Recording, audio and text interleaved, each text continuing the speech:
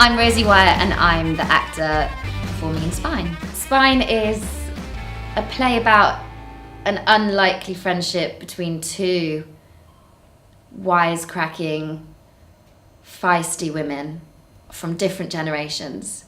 It's fast, it's funny, it's heartwarming, and I think people leave with a sense of hope. Amy is young. I think she thinks that she's more sorted than she is. I think actually she's quite naive, and at the point we sort of meet her in the play, she's a bit lost and alone is certainly what she feels.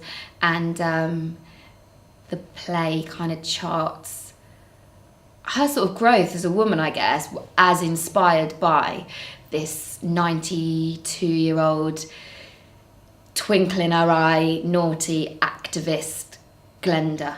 I think at the heart of Spine is the friendship between Amy and Glenda and the unlikelihood of that. So after the run in Edinburgh, we did 2 weeks here at Soho, which was really lovely. But it always felt like there was definitely more of a life in Spine. So then the plan and hope was to always get to tour it.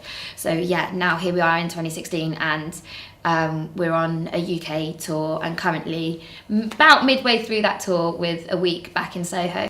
So what inspired Clara to first write that first shorter piece that I read was an actual story, an actual case in that she read about in the newspaper of Kensal Rise Library that was in 2012, around about May time, at the time of all the austerity cuts and councils being forced into positions where they're cutting all kinds of services, and the library was due to be being closed and the community were up in arms about it.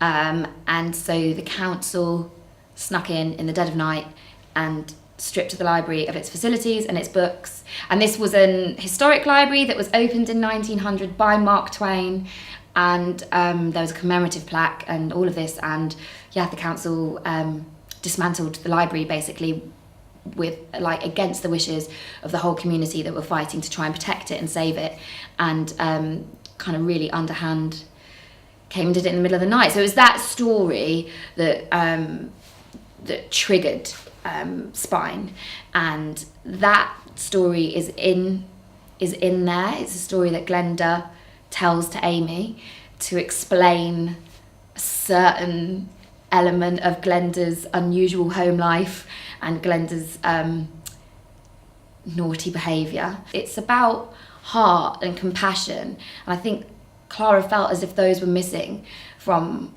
the government that she saw as she was writing the piece. And so what Glenda's trying to educate Amy in is about how you as an individual can have power and affect change, and about being a bit angry and looking at what's going on around you and believing that you have a right to impact that, and you have a right to make a difference where you see things that you're not happy with. That this isn't a play born of that, because it is from a few years ago, but all that anger is still there and resonates. So I think it's still really relevant, and I think people come away from it, I would hope people come away from it feeling a sense of hope and a sense that things can be changed and there is room to make a difference, starting at a real grassroots level.